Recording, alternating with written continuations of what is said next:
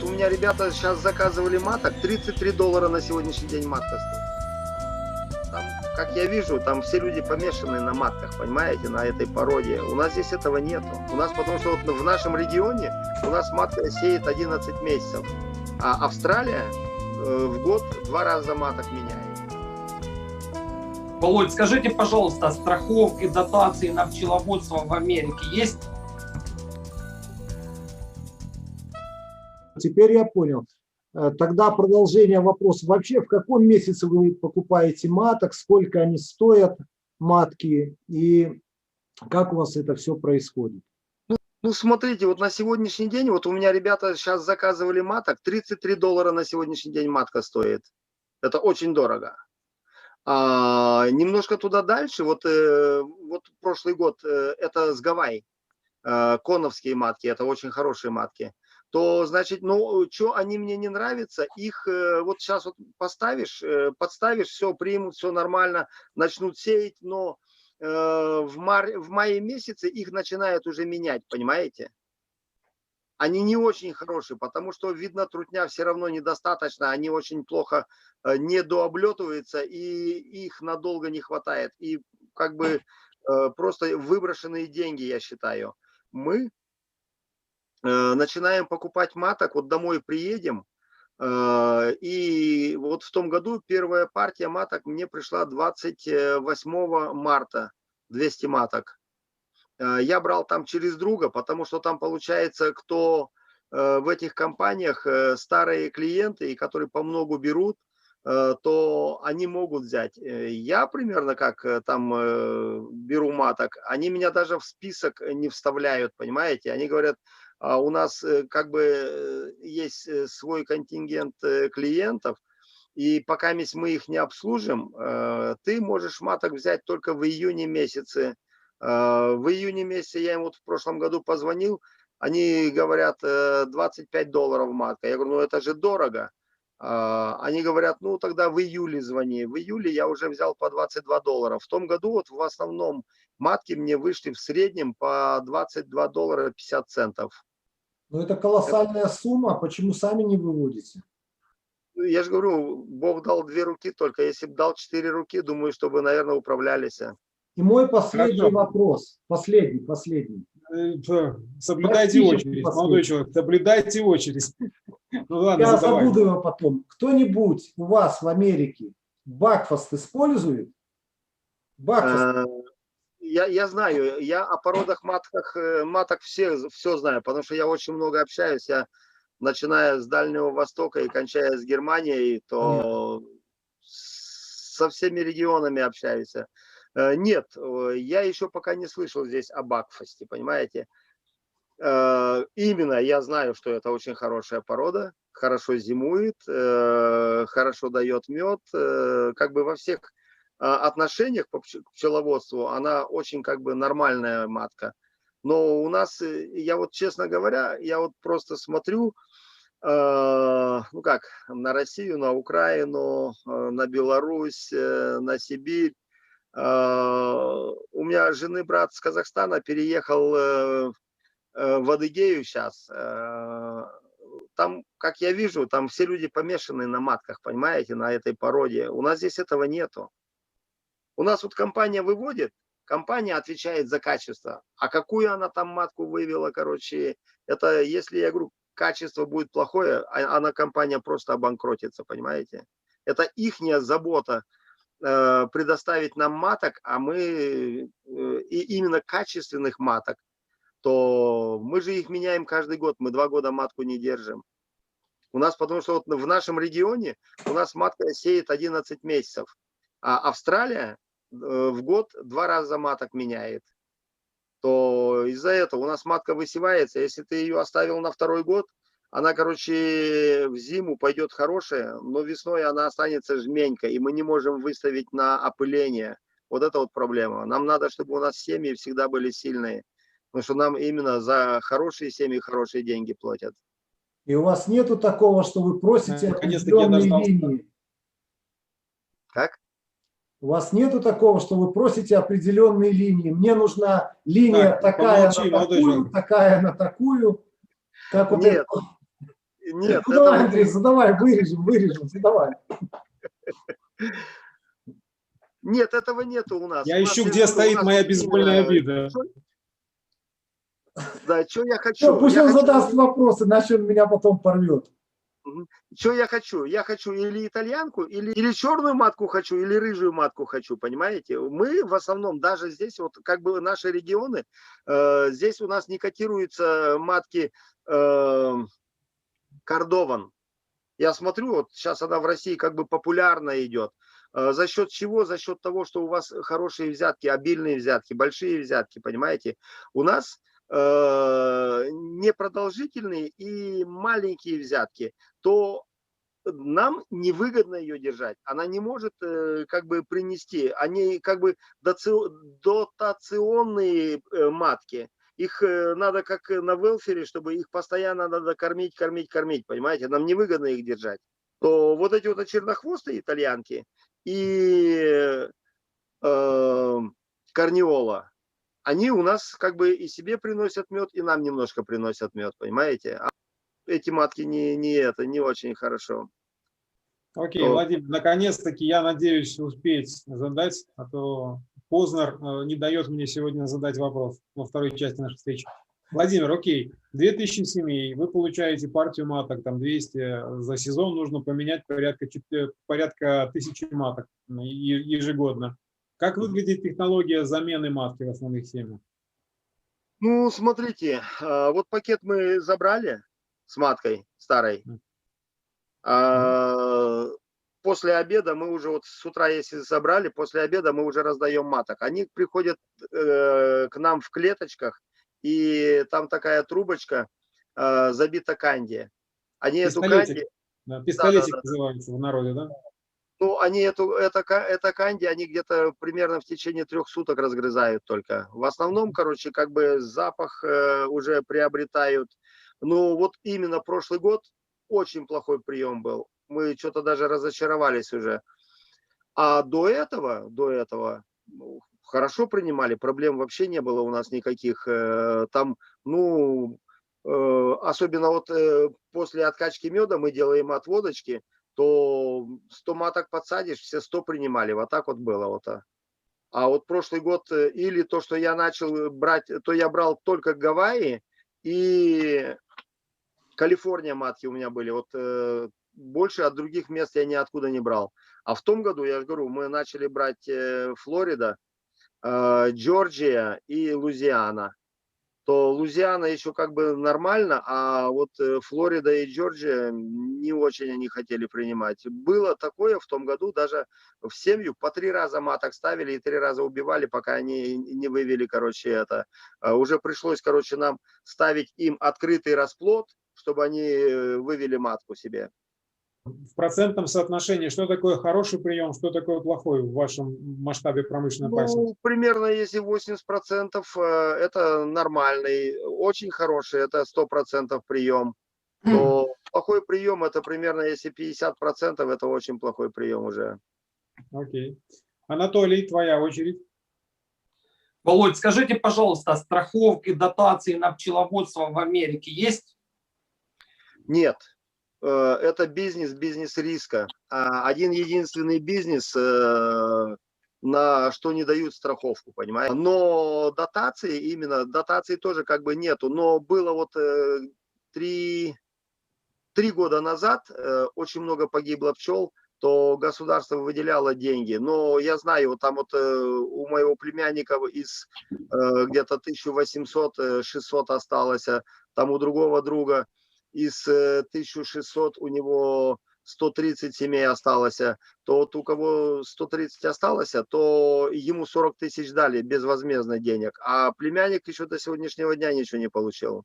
Здесь вот у нас есть insurance, rain insurance называется, как дождевой insurance, именно по осадкам, понимаете, но это как бы такой, ну, либеральный insurance, он часть государства оплачивает, а часть, короче, как бы частники, ну, именно как бы они помощь делают, там не только, короче, пчел, но и для коров, и для пчел, короче.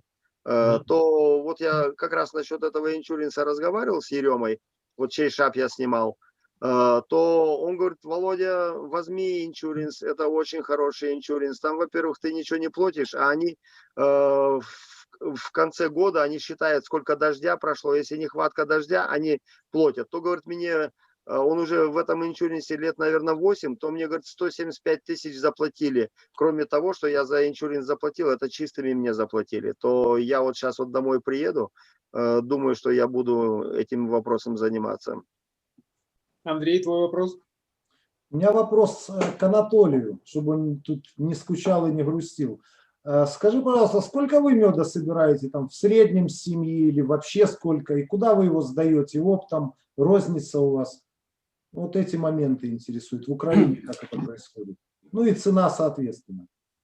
Андрей, смотри, последнее время вот у нас медоносы скуднеют с каждым годом. И где-то на круг где-то от 40 до 50 килограмм у нас меда мы собираем где-то.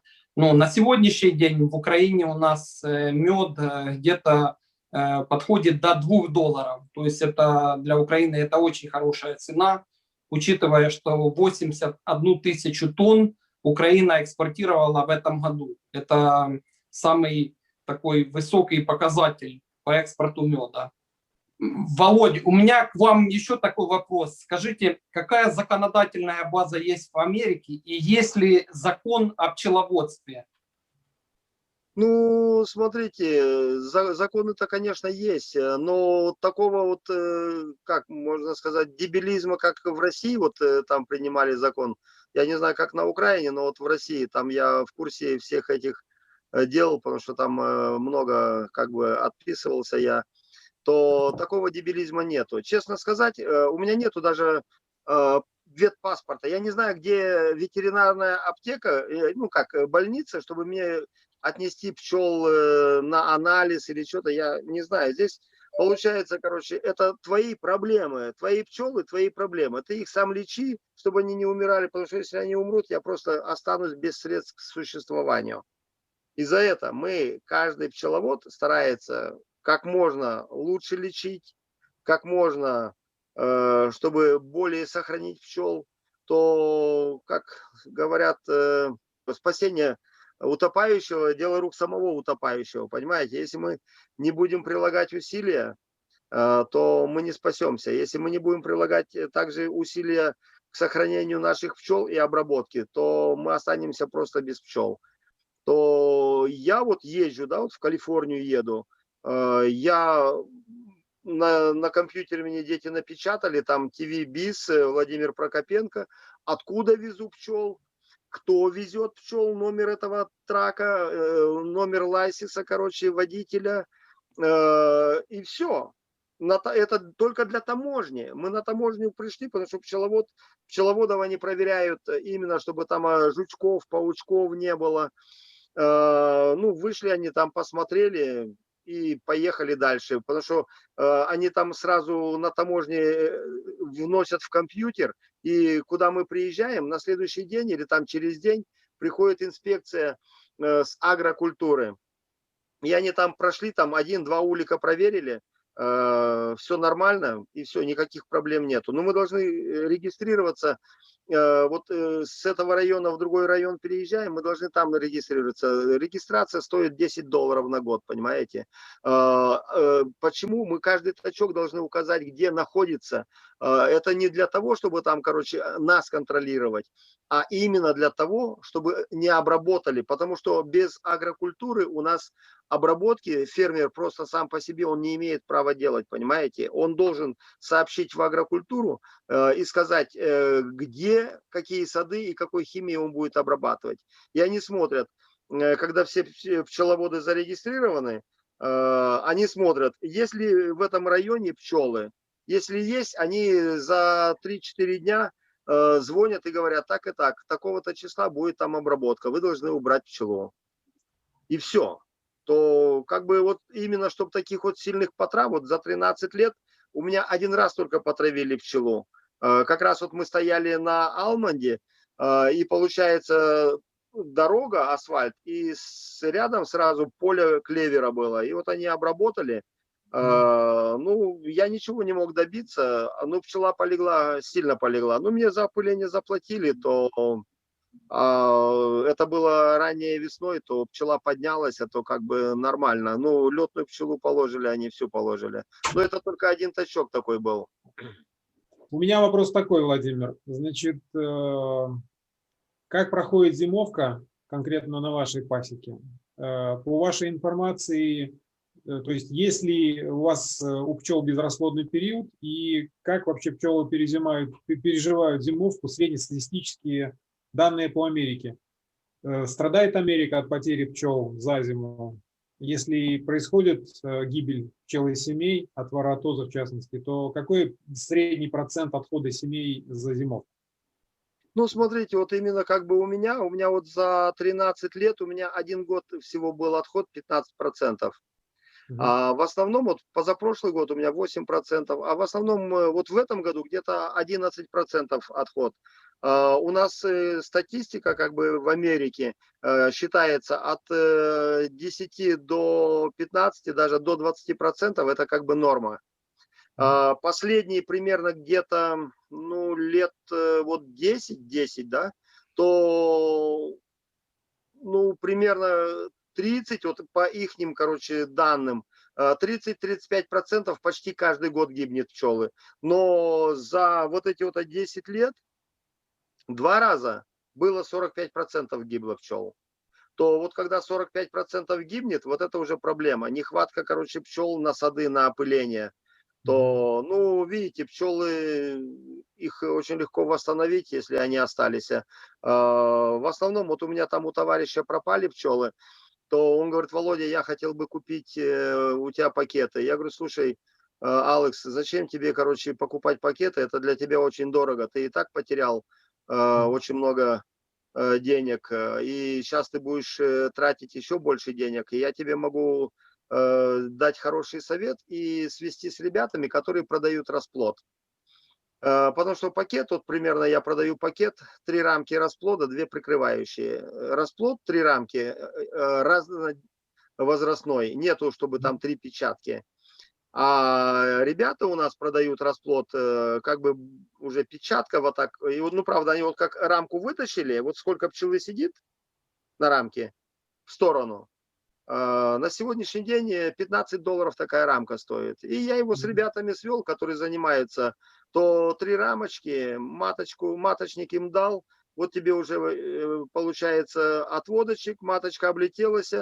И получается за $45 или $100 надо платить за пакет. Или за $45 и сам там матку выведешь, или за $5 маточник купишь, $50 обойдется, то разница большая же, правильно? Да, безусловно. Ну вот вот у этого Алекса, это с Сиэтла, вот у него уже 3 года подряд пчелы гибнут, 3 года подряд. Надо, чтобы вы ему рассказали вашу технологию обработки от клеща. Судя по всему, она более... Нет, у нас, видите, они там оставят на Блубери, и там, короче, громадные компании, они какой-то обрабатывают химией. Я 2 года попадал, и они заносят эту химию, и просто расплод пропадает, короче, и если не обрабатывать, то вот у меня из 200 семей я ставил там 2 года, из 200 семей 100 семей гибло. То и я перестал ставить, и у меня пчела намного лучше стала. На мелкие поля, мелким фермерам, они, видно, этой химией не обрабатывают, то вот стоят у нас все лето на местах, где блубери стоят, и пчела нормально, никаких проблем мы не имеем. Ну что, коллеги, я уверен, что мы можем мучить Владимира еще очень ложиться спать. Завтра с утра наверняка снова в бой, снова заниматься промышленным пчеловодством. Дел много. Владимир, огромное спасибо за уделенное время. Нам очень интересно будет пригласить вас к нам в гости еще раз на нашу вечеринку. Я хотел поблагодарить Анатолия. Во-первых, это была его идея завлечь Владимира, и он поспособствовал этому. Анатолий, тебе спасибо большое. Мы с тобой еще будем общаться. И я уверен, что ты можешь выступить вполне самостоятельным гостем. Всем зрителям спасибо, что смотрели. Надеюсь, было интересно так же, как и нам. Так как Владимир не успел рассказать обо всем, что мы хотели его спросить, у нас предложение к зрителям. Кому интересен опыт Владимира, его промышленное пчеловодство на территории Штатов, к этому видео, как только мы накопим какое-то количество вопросов, мы попросим Владимира уделить нашей аудитории еще немножко времени, и он постарается ответить на ваши вопросы. Еще раз всем, коллеги, большое спасибо и до новых встреч в эфире. Спасибо, Анатолий, спасибо, Владимир, спасибо, зрители. Всем удачи, хорошей зимовки, всем до свидания. До свидания, счастливенько. Бог в помощь.